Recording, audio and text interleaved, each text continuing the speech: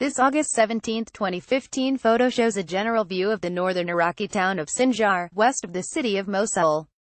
Safan Hamid FBGT images Baghdad. Militia forces affiliated with the Iraqi government seized control of the Kurdish-held town of Sinjar near the border with Syria on Tuesday, continuing a push by the federal government in Baghdad to reassert its authority in disputed territories.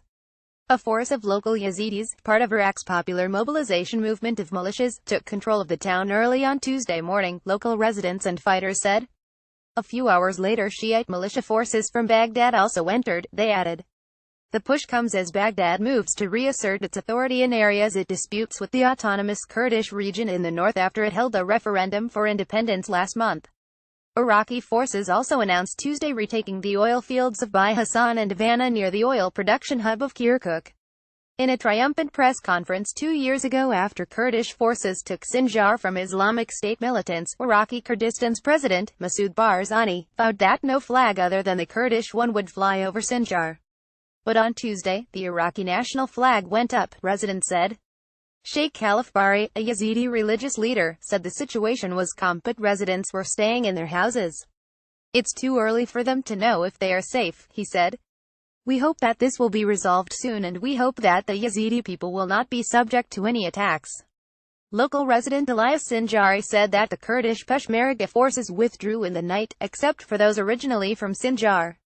They were replaced by the Baghdad-backed Yazidi militia known as the Lalish Force. I don't care who holds our city, whether it's Peshmerga or Iraqis, what we care about is living in peace and to be protected, he said by phone. Everybody claims they care about Sinjar when in fact, no one did anything for Sinjar. We are just a card they use when they need and then can throw away. Since retaking Sinjar 2 years ago, Barzani has tried to assert control over a wide swath of the country bordering the Kurdish region and stamp out the influence of Baghdad and other rival Kurdish groups. While many Yazidis consider themselves ethnically Kurdish, not all do. Some blame Barzani, whose Peshmerga fighters guarded the area before Islamic State conquest, for abandoning them in 2014. When the Peshmerga withdrew, the Islamic State slaughtered thousands of Yazidi men and captured thousands of Yazidi women to hold as sex slaves. Many Sinjar residents found the arrival of new forces, particularly Iraqi Shiite militias from a different part of the country, an uncomfortable reminder of that trauma.